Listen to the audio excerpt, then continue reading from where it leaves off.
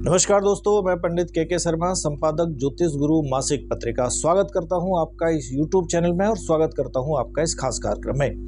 इस कार्यक्रम में हम आपके समक्ष उपस्थित होते हैं समय समय पर बहुत ही ज्ञानवर्धक, रोचक और जिज्ञासु विषय के साथ। आज भी हम आपके समक्ष उपस्थित हैं बहुत ही जिज्ञासु विषय के साथ। जिज्ञासु इसलिए क्योंकि हम बात करने जा रहे हैं आने वाले वर्ष 2024 के राशिफल की। जानेंगे अलग अलग वीडियो में अलग अलग राशि के जातकों के लिए कैसा रहने वाला है वर्ष 2024। पूर्व के एक वीडियो में हम बात कर चुके हैं मेष राशि के जातकों के लिए कैसा है वर्ष 2024। अब हम बात करने जा रहे हैं वृष राशि की। तो वृष राशि के जो जातक हैं उनके लिए वित्तीय तौर पर, यानी धन, पैसा, रुपया, सुख, समृद्धि, उसके आधार पर अगर हम बात करें तो मिश्रित, मिले जुले परिणाम देने वाला ये वर्ष 2024 आपके लिए रह सकता है। जहां एक तरफ राहु की जो उपस्थिति होगी वो आपके एकादश भाव यानी लाभ भाव में होगी, जिससे आपको अच्छे वित्तीय लाभ या फायदों के योग बनेंगे और आपको समय समय पर, ऐसे भी कह सकते हैं कि मिलने वाले जो वित्तीय लाभ हैं उनसे आपकी इच्छा पूर्ति में ये योग आपको सहायक साबित होंगे, जिससे आपकी कुछ नई नई योजनाएं बनेंगी और जो आगे बढ़ेंगी। और धन का निवेश करने में थोड़ा सा ये भी रहेगा कि सोच विचार कर करना होगा। तो वहीं देवगुरु जो बृहस्पति होंगे वो आपके वर्ष के शुरुआत में ही आपके द्वादश भाव में उपस्थित होंगे और उन पर नव मेष और दशमेश शनि की दृष्टि रहेगी। शनि की दृष्टि होने से आपके खर्चों में अच्छी खासी वृद्धि हो सकती है, यानी अच्छी खासी वृद्धि देखने को मिल सकती है। खर्चे ऐसे मानिए कि आपके खर्चे पूरी तरह से पक्के बने रहेंगे, यानी हर बार हर महीने वो खर्च होते ही रहेंगे। हालांकि जो वर्ष की शुरुआत होगी उस समय मंगल जो होगा वो अष्टम भाव में होंगे। अष्टम भाव में मंगल होने से कुछ गुप्त पैसा, अचानक से धन लाभ आपको कहीं से करवा सकता है, यानी कोई गुप्त धन लाभ आपको मिल सकता है। 1 मई को जब देवगुरु बृहस्पति का गोचर आपकी अपनी राशि में होगा तो आपके जो खर्चे होंगे उनमें काफ़ी हद तक कमी आएगी और इससे जो आपका वित्तीय संतुलन है, क्योंकि आमद तो पहले भी बनी हुई थी लेकिन खर्चों के कारण बैलेंस थोड़ा सा गड़बड़ा रहा था, तो वो बैलेंस एक तरह से वित्तीय संतुलन बनाए रखने में ये गोचर आपके लिए काफ़ी मददगार साबित होगा। हालांकि बीच बीच में आपको पारिवारिक या अन्य व्यावसायिक कारणों से या कार्यों से उन पर धन खर्च भी करना पड़ेगा, लेकिन आप एक बेहतर सामंजस्य बनाकर आगे बढ़ पाएंगे। ऐसी स्थिति देवगुरु बृहस्पति के परिवर्तन के बाद आपके जीवन में आएगी। इस प्रकार कहें तो धन आएगा भी, लेकिन उस पर सही वित्तीय संतुलन अगर बना के आप उसका प्रयोग करेंगे तो निश्चित रूप से औसत से बढ़िया ये वर्ष आपके लिए वित्तीय मामलों में रह सकता है। मार्च से लेकर अप्रैल और जुलाई से अगस्त और बाद में अंत में वर्ष का आखिरी महीना दिसंबर का महीना होगा, वो आपके लिए वित्त के हिसाब से, फाइनेंस के हिसाब से ज़्यादा अच्छा दिखाई देता है। धन का आवागमन होता रहेगा लेकिन खर्चे भी बने रहेंगे। इन दिनों में थोड़े से आवागमन ज़्यादा और खर्चे कम होने से अच्छा रहेगा, पैसा इकट्ठा होता रहेगा या धन का संतुलन बना रहेगा। और इस धन के संतुलन से आप कुछ और योजनाएं भी आगे बढ़ा सकते हैं। पारिवारिक रिश्तों के लिहाज से अगर हम बात करें तो वृष राशि के जो जातक हैं उनके लिए वर्ष की शुरुआत जो होगी वो काफ़ी अच्छी रहने वाली है।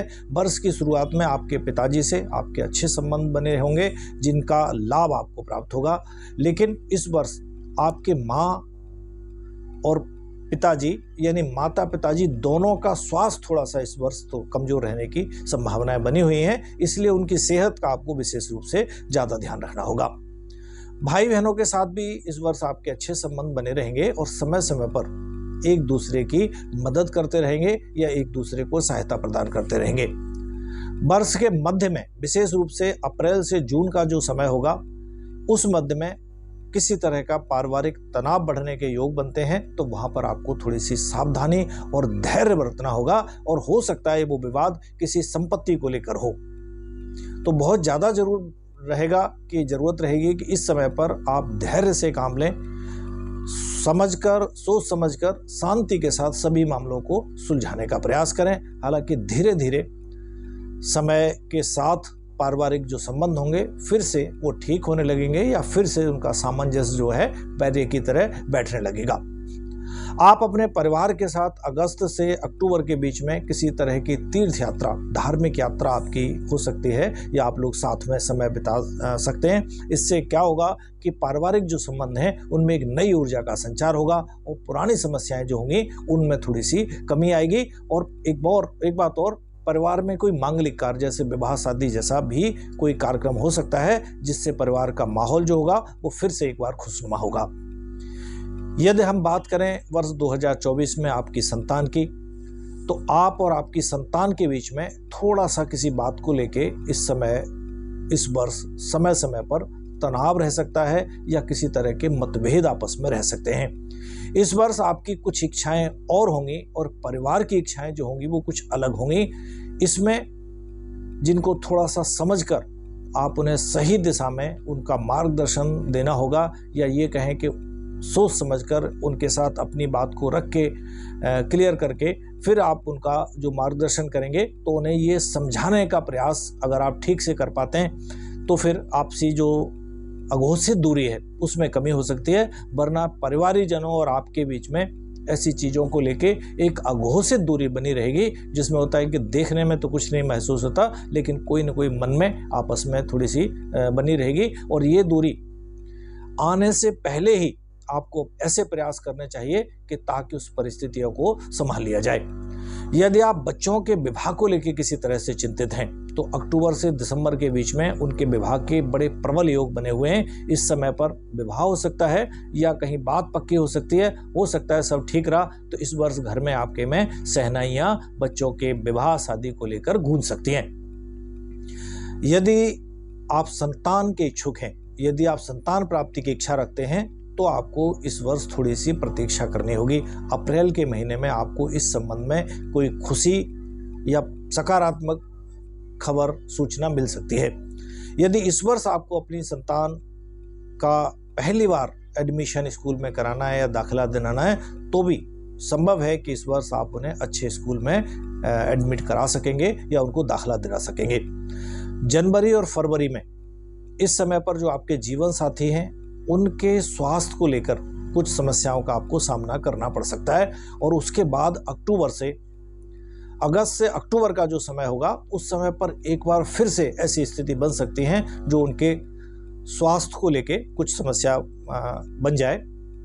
तो आपको चाहिए ये कि पूरे वर्ष, उसी समय क्यों, पूरे वर्ष आप अपने जीवन साथी के स्वास्थ्य का पूरा ध्यान रखें और उनका सही समय पर सही उपचार या चेकअप आदि कराते रहने चाहिए, जिससे आने वाले समय की जो स्वास्थ्य संबंधित सभी समस्याएं उनसे मुक्ति मिल सके। जून के और अगस्त के, यानी जून से लेकर अगस्त के बीच का जो समय होगा आपसी संबंधों में, आपसी संबंध दाम्पत्य जीवन में आपके रिश्तों में किसी बात को लेकर तल्खियां भी आ सकती हैं। इसमें बहुत ज़्यादा जरूरी होगा कि बाहर के लोग जो होंगे वो हस्तक्षेप ना कर पाएं। अगर कोई बाहर का व्यक्ति आपके संबंधों में हस्तक्षेप करता है तो फिर ये स्थिति ज़्यादा खराब हो सकती है। तो पूरा प्रयास करिए कि किसी भी तरह से बाहर के व्यक्ति आपके रिश्ते में दखलंदाजी ना करें या ना कर पाएं। अगर हम बात करें वृष राशि के जातकों की जो व्यापार से जुड़े हैं तो इस वर्ष की जो शुरुआत होगी वो आपके व्यापार के लिए काफ़ी अनुकूल रहने वाली है। शुक्र और बुध आपके सप्तम भाव में रहेंगे और द्वादश भाव में बृहस्पति की जो उपस्थिति होगी और शनि दशम में और राहु आपके एकादश भाव में रहेंगे, जिससे क्या होगा, ये व्यापार के लिए बड़ी अच्छी स्थितियों का निर्माण करेंगे। आपके व्यापार में आपको अपने व्यावसायिक साझेदार जो पार्टनर होंगे उनका भी आपको पूरी तरह से और अच्छा सहयोग प्राप्त होगा और वो आपके कंधे से कंधा मिलाकर व्यापार को आगे बढ़ाने में पूरी रुचि दिखाएंगे और समर्थन करेंगे। और आप लोगों के सम्मिलित यानी संयुक्त प्रयास से व्यापार में बड़ी उन्नति इस वर्ष संभव है। और यदि आप एकल व्यापार में हैं, अगर आप व्यापार में हैं लेकिन अकेले हैं, तो भी ये वर्ष आपकी शुरुआत जो होगी वो आपके व्यापार के लिए काफ़ी अच्छी वृद्धि देने वाली होगी। इसके बाद मार्च से अगस्त के बीच में थोड़ी सी सावधानी भी रखनी होगी। इस दौरान किसी भी तरह का कोई पूंजीगत निवेश अगर आप करते हैं, व्यापार से संबंधित कोई भी पूंजी निवेश करने से पहले आपको अच्छे से उस पहलू को सोच समझकर या थोड़ी उसके बारे में जानकारी लेकर ही करना चाहिए, क्योंकि किसी तरह की कोई समस्या ना आए ऐसी सावधानी हमें पहले से रखना हितकर होगा। यदि आप अपने व्यापार के लिए कोई नई जमीन, जगह, ऑफिस आदि खरीदना चाहते हैं तो उसकी भी पूरी तरह से जांच पड़ताल कर लें, उसके पेपर आदि अच्छे से देख लें, क्योंकि हो सकता है अगर थोड़ी सी लापरवाही रखी तो कोई कानूनी मसला, उनके कागजों को लेके किसी तरह की कोई कमी यानी कोई कानूनी मामला आपके सामने आ सकता है या किसी कानूनी पचड़े में आप फंस सकते हैं। अगस्त के बाद फिर आपका व्यापार बढ़िया से और सुचारू रूप से चलेगा।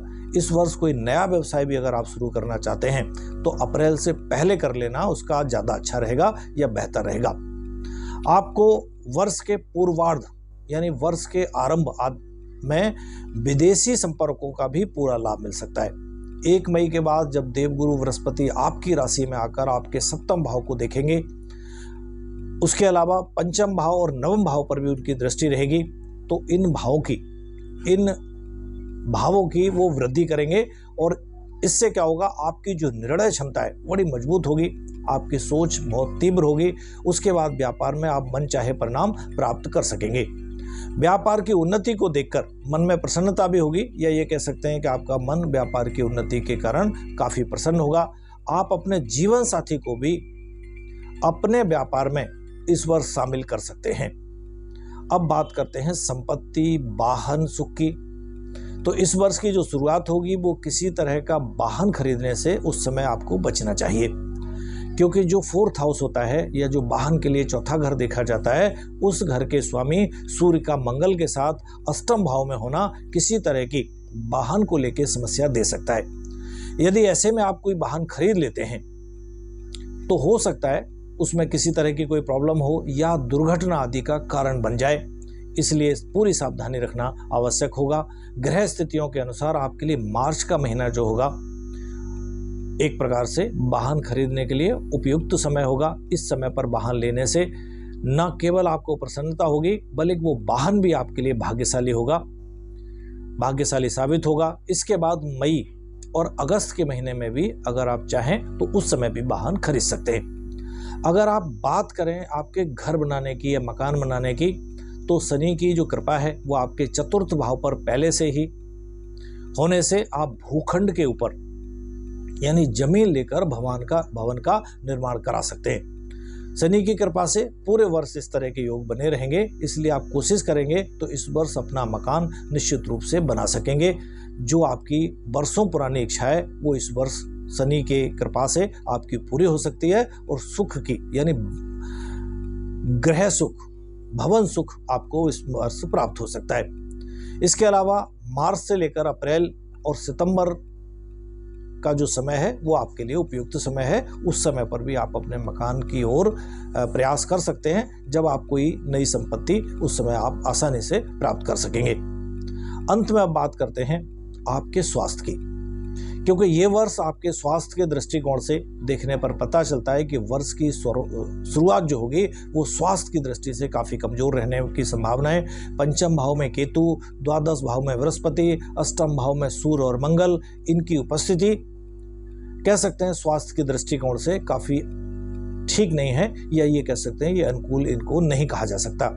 इसके बाद आपकी राशि का स्वामी शुक्र का 18 जनवरी से 12 फरवरी तक 8वें भाव में जाना स्वास्थ्य संबंधित जो समस्याएं उनमें और ज़्यादा वृद्धि करवा सकता है। इसलिए आपको अपने स्वास्थ्य पर विशेष रूप से ज़्यादा ध्यान देने की जरूरत होगी। हालांकि वर्ष के मध्य में जो समय होगा वो स्वास्थ्य में सुधार भी होगा और स्वास्थ्य की दृष्टि से काफ़ी अच्छा भी रहेगा। आप अपने स्वास्थ्य को और बेहतर बनाने के लिए कुछ योजनाएं बनाकर आप चल सकते हैं। अपनी जो दिनचर्या है उसमें कुछ अलग शामिल करके, जैसे योग है, मेडिटेशन है, डाइट वगैरह है, उसका पूरी तरह से अगर आप ध्यान रखेंगे तो निश्चित रूप से आप सेहत में तरक्की ला सकते हैं या अच्छी कर सकते हैं। अक्टूबर के महीने में फिर से सेहत को लेके कोई समस्या आपको इस वर्ष परेशान कर सकती है। तो कुल मिलाकर कह सकते हैं कि इस वर्ष स्वास्थ्य की दृष्टि से थोड़ा समय आपके लिए ज़्यादा अच्छा नहीं है। इस वर्ष आपको पित्त से संबंधित यानी पित्त प्रकृति की जो समस्याएं वो थोड़ा ज़्यादा परेशान करेंगी। इसलिए आपको चाहिए कि ठंडी